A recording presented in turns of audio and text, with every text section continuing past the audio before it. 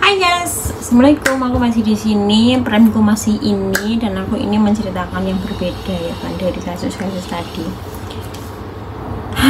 Ini seorang PRT asing melarikan diri lewat jendela apartemen karena mendapat siksaan. Dari judulnya tuh kayak, kamu masih mau kerja di luar negeri gitu, kamu masih mau kerja cari uang di luar negeri? Pertanyaan seperti itu guys. Ini aku spill beberapa hal dulu ke kalian. Kalian tuh memang di Indonesia tuh kerja, gak cari uang tuh susah ya kan, apalagi yang kayak nggak punya skill, apalagi sekarang serba internet online kayak gitu. Kalau kalian nggak punya skill ya otomatis nggak bisa cari uang ya kan, bukan nggak bisa, sulit gitu, semua serba mahal, apa mahal ya kan. Nah, yang kalian lihat tentang TKI, TKW atau CC pembantu yang ada di luar negeri, yang kamu lihatnya tuh foto profilnya tercantik-cantik, terus uangnya kadang upload uang banyak, kadang belanja branded ini itu enak kayak gitu. Itu tuh ibaratnya dari 1000 TKW mungkin yang seperti itu tuh bisa dibilang sedikit banget ya, paling banyak 100 orang. Untuk yang lainnya kalian tidak tahu, dan kamu juga tidak tahu dia tuh di sini punya beban seperti apa, punya tanggungan seperti apa kayak gitu. Uangnya itu benar-benar dari hasil kerja atau kayak gimana tuh kalian nggak tahu kayak gitu. Kayak aku juga di sini tuh, kalau dibilang gaji segitu tuh cukup atau enggak guys. Kalau memang di kampung, wah gajinya gede ya, 10 juta lebih gitu. Tapi kalau kamu udah sampai sini nggak cukup kayak gitu. Apalagi yang setiap minggu libur, kamu libur tok, kamu tuh nggak cukup uang $100 guys. $100 itu sekarang kalau dikurskan itu 200.000. Itu nggak cukup guys. Minimal itu $200, 400.000. Wes ketok tok nak 10.000. Saiki ngene wes tak gawe cilik wae. Gue setiap libur $200 ya, 400.000 ya. Saiki nak duit gaji ning kene tak gawe bulete 9 juta. Ya kan. 9 juta dijimuk 200 ping 4 wis ketok pira 800 ya. 800.000, 8.200.000. Durung pulsamu kuwi 200.000 lho guys, $100 Hong Kong. Durung softtekmu ya kan, durung kowe pengen shopping, durung pengen kuwi entek, nggak cukup kayak gitu. Jadi kalian tuh jangan mengira kalau TKW di sini tuh enak guys, gajinya gede, bisa jalan-jalan, bisa nganu. Makanya kan kasus tertinggi kayak peminjaman uang tertinggi itu di Hong Kong sama Taiwan. Soalnya memang menyediakan pinjaman uang guys, tapi ya aja sampai kalian punya niat untuk kabur ya kan. Tapi sekarang itu memang semua bank itu sudah susah guys, maksudnya persyaratannya untuk meminjam tuh wakih nggak kayak dulu ya kan. Jadi tahun 2024 ini memang tidak mudah untuk meminjam uang di bank ya kan. Ya aku harap sudah nggak ada ya, aku harap itu pinjaman yang ada di luar negeri itu ditutup ya. Kenapa? Karena nyusake awake dhewe, nyusake kita. Jadi segini, kita pinjam uang di bank, tak gawe setoran sesasi $900 nak gajimu 4.000 ya, 4.000 ya, tak gawe 4.000 berarti 730 guys sekarang gaji normal. Kan gajimu cah 2.000 guys, 3.000-an ya kan. 3.000-an nak mbok gawe 1 bulan wis ketok 1.000 ya, cah pira 2.000. 2.000 win nak dikrus ke dikirim Indo 8 juta. Iya enggak sih? Kayak 2.000 kok. 4 juta toh. 2.000 4 juta lah guys. 4 juta dorong anakmu sing sekolah, dorong anakmu kayak nggak cukup tenang, nggak cukup.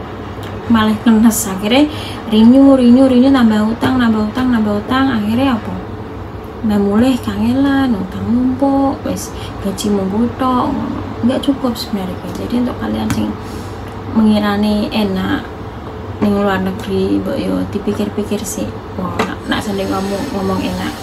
Terus bagi kalian yang punya saudara di luar negeri, mbok bojo, pacar, mbok adik, mbak, mbok emak, mbok sopo, tolong nak manjuk duit iki dipikir-pikir di sini. Oh, kebutuhan kita tuh akeh kayak gitu. Nah, ini ada seorang PRT asing yang melarikan diri lewat jendela apartemen karena mendapatkan siksaan. Majikan dan hiang-hiangannya ditangkap. Jadi ini majikan karo pacare guys, bukan bojone pacare. Jadi ada majikan yang mempunyai pembantu. Dan majikan ini mempunyai pacar. Terus mempunyai pembantu.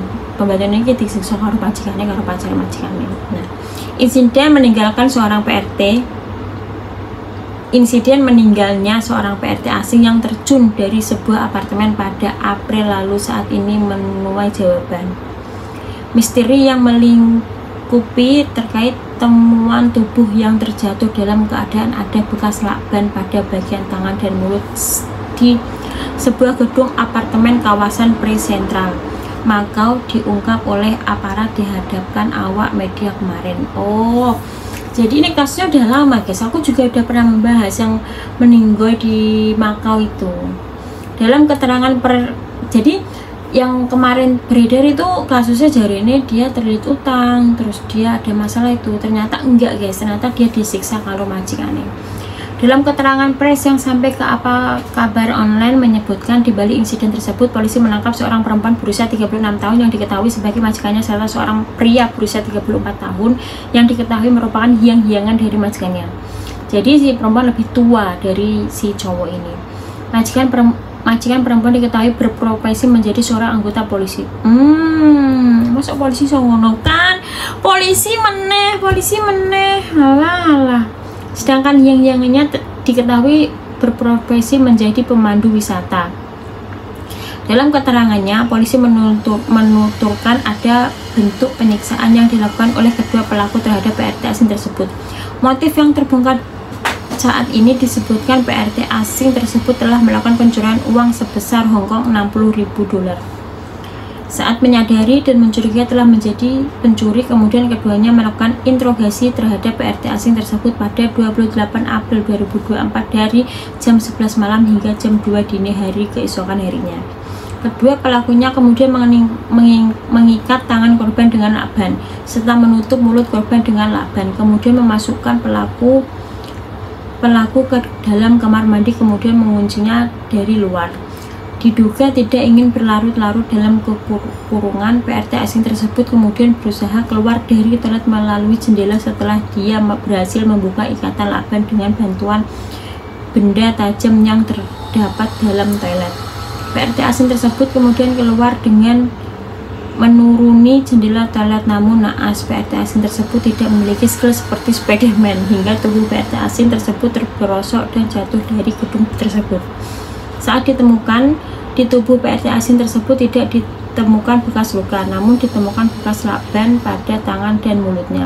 Kesimpulannya, sementara PRT asing tersebut dilakukan aksi bunuh diri, namun setelah polisi melakukan pendalaman selama 3 bulan, teka-teki tersebut kini terjadi dengan gamblang. Kedua pelaku saat ini menjalani penahanan untuk selanjutnya diproses ke pengadilan untuk dilakukan penuntutan. Kasus ini sedang dalam penanganan kepolisian Makau gitu guys. Polisi meneh, iki sing wedok polisi loh. Kok iso?